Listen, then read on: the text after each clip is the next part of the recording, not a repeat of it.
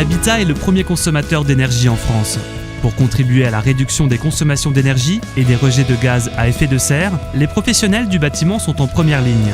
Ils doivent notamment s'adapter à de nouvelles techniques, tout en maîtrisant les compétences de base de leur métier.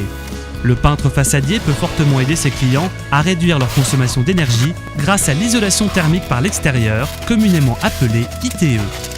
Ce chantier répond aux exigences du Grenelle de l'environnement et a de fortes économies d'énergie. Des économies de chauffage, et ça va être une grosse amélioration énergétique pour tous les locataires et pour le client.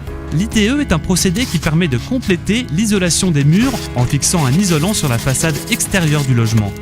Ce procédé est particulièrement efficace pour réduire les déperditions thermiques. Et dans le cas d'une rénovation, l'ITE est très pratique pour les clients car tout se passe à l'extérieur de l'habitat. On évite notamment les travaux de reprise d'électricité, de plomberie ou de décoration.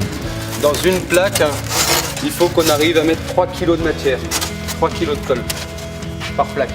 L'ITE nécessite de connaître les techniques de traitement de façade, d'enduit, mais aussi quelques spécificités comme la pose d'isolant ou le traitement des points particuliers comme la jonction entre le mur et les fenêtres.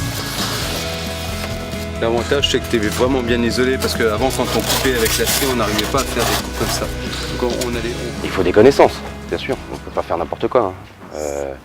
On va pas tout de suite mettre l'enduit sans avoir mis la trame ou sans avoir percé, sans avoir poncé. Si on veut avoir des surfaces propres, c'est obligé.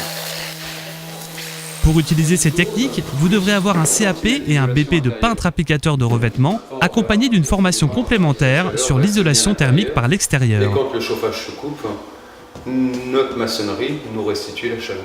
Un cursus en apprentissage est idéal pour les stagiaires comme pour les entreprises qui recrutent dans la filière.